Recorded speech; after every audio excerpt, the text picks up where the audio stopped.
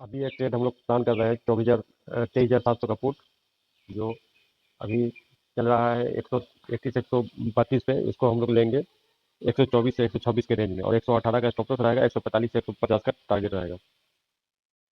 अभी ये ट्रेड आपका 130 पे चल रहा है। ये 124 से 126 के रेंज में इसको लेना है, स्टॉप लॉस 118 का लगाएंगे, 145 150 का टारगेट होगा इसमें।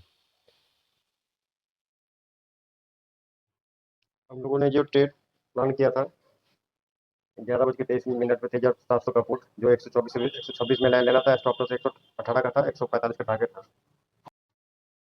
तो ये ट्रेड हमारा जस्ट लो 118 का बनाया और 145 का टारगेट को हिट किया, तो हमारा एसएल हिट हुआ। देखेंगे आप कि ये जस्ट हमारे एसएल के पास आया। एग्जैक्ट जो इसने लो बनाया था वो 117.90 या 118 का बनाया, हमारा स्टॉप लॉस को हिट किया। और ये इसने जो उसके बाद जो इसने हाई बनाया वो लगभग ऑलमोस्ट 149 पॉइंट कुछ का बनाया, 148 149 का। तो हमारा 145 का टारगेट भी हिट हुआ, 150 के पास भी आया, लेकिन ये 118 का एसएल हमारा खाने के बाद। तो ठीक है, हमारा स्टॉप लॉस छोटा था।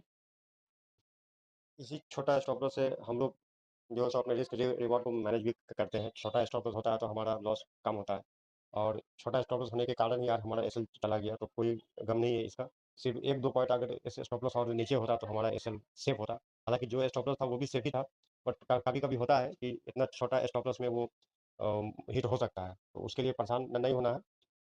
हम लोग का व्यू एकदम सही था, डायरेक्शन भी सही था, लेकिन हम लोग का स्टॉप लॉस हिट हुआ, उसके बाद हमारा टारगेट हिट हुआ, तो कोई बात नहीं है।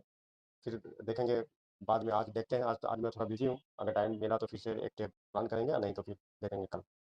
Okay, thank you. आज हम लोग का सिर्फ एक ही ट्रेड हम लोगों ने लिया, 3,700 का पुट, जिसका स्टॉप लॉस हिट होने के बाद टारगेट हिट हुआ। तो सेकेंड ट्रेड मैं सोच रहा था प्लान करने का, बट वो कुछ अच्छा रिस्क रिवॉर्ड मिल नहीं रहा था, इसलिए उसको मैंने अवॉइड किया। तो इसमें परेशान होने की ज़रूरत है नहीं। हमारे स्टॉप लॉस ऑलरेडी इतना छोटा होता है कि अगर ऐसे चला भी जाएगा तो उतना इम्पैक्ट नहीं पड़ेगा आपके कैपिटल पे। और टारगेट हमारा जब भी हिट होगा तो वो स्टॉप लॉस से डबल का होगा। तो कल जैसे कि कल भी 23,700 का पुट ही हम लोगों ने ट्रेड किया था 129 पे के आसपास, और उसको हम लोगों ने 128 129 पे ही एग्जिट कर दिया था कॉस्ट टू कॉस्ट। और फिर जब हम लोगों ने एक कॉल साइड का एंट्री हम लोगों ने लिया, तो उसमें अच्छा खासा हमारा 20 पॉइंट का 18 से 20 पॉइंट का प्रॉफिट हो गया। उसी तरीके से आज जो एक ट्रेड है जिसमें 6 से 8 पॉइंट का अगर आज किसी का लॉस हुआ भी होगा, तो जब हमारा टारगेट आएगा जिस दिन भी, तो वो फिर से 15 से 20 पॉइंट का टारगेट कम से कम वो आ जाएगा।